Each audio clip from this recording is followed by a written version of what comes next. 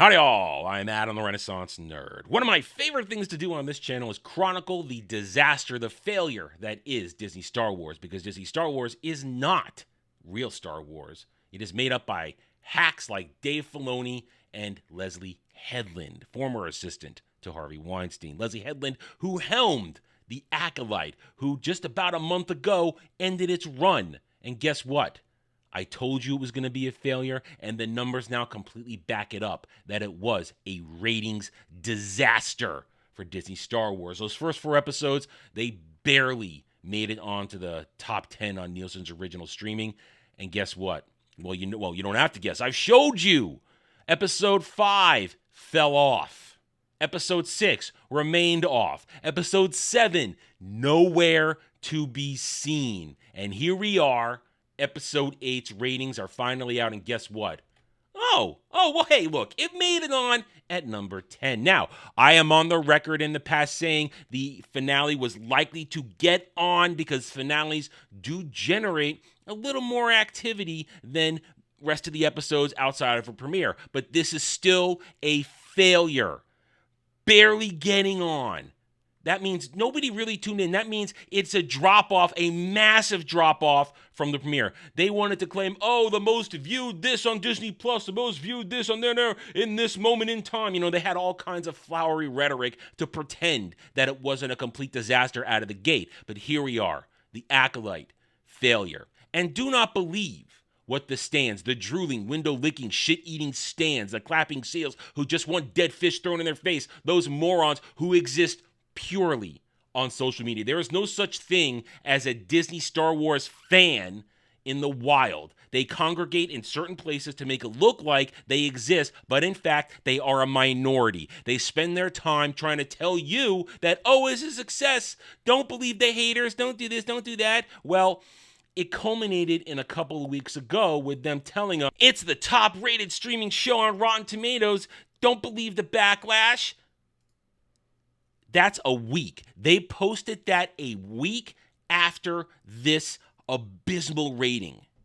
Do you really think it's going to be number 1? We're going to come back when Nielsen releases the July 22nd weekly ratings for original streaming. If I bring that up and the Acolyte is not number 1 on Nielsen, then this right here is a lie. And every other article that said it is a lie, because that's what they do. They have to lie to you. They have to lie to themselves to convince themselves that Disney Star Wars is working. And the Acolyte was the greatest thing ever. It redefined how you do Sith. It redefined how you do Jedi, because that's what Disney wants to do. They want to redefine everything that George Lucas set in stone with lore and expanded with the, excuse me for repeating myself, expanded universe.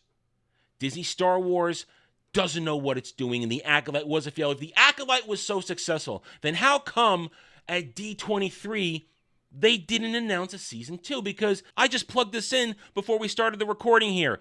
Acolyte, D23. Here's your stories that come up. Your top stories. Nothing. Let's go to more news. Just for the hell of it, let's go to more news. They talked to Manny Jacinto. But nothing else. They talk about Manny Jacinto. Let's take a look back at the Acolyte with Manny Jacinto. Nothing. Nothing about the actual show being a success.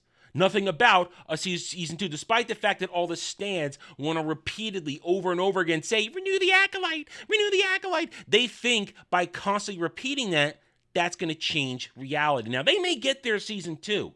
There is a 50-50 chance they'll get a season 2, and then they'll cream themselves and say, look, we did it, guys, we did it. No, you did nothing.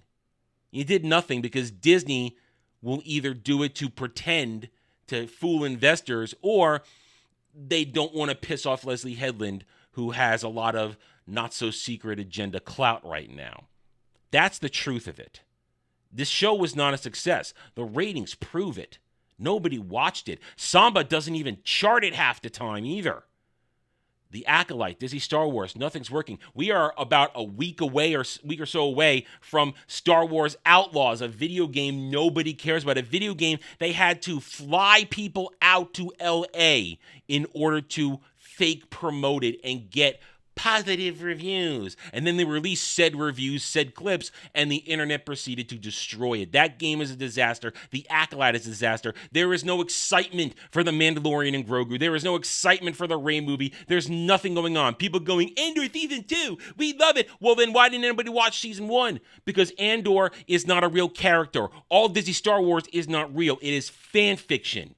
Pure, plain and simple, and here is the ultimate rejection. There is no fan base. There is only a stand base who lick windows and drool over themselves and clap for dead fish to be thrown in their faces, while real Star Wars fans like myself sit back and we collect, protect, and preserve the real thing for future generations, because George Lucas's Star Wars, George Lucas's galaxy far, far away, that is the real deal. That will never lose its luster. Everybody will always love it, unlike Disney Star Wars, which in the future will be swept into the dustbin of media history. I'm done. Thank you for watching this video. If you enjoyed it, a like would be very much appreciated. If you are new here, I invite you to subscribe to me right here, where I hope to earn your trust and support using facts and logic, because facts and logic do not care about fake fan Stan and SJW Fifis. Thank you again for watching. Take it easy. Thanks for watching, everyone. If you enjoyed the video, hit that like button, subscribe to the channel, check out my gaming channel at Renaissance Nerd Arcade, and follow me on X Twitter under @TheRedNerd. Thanks again for watching. Take it easy.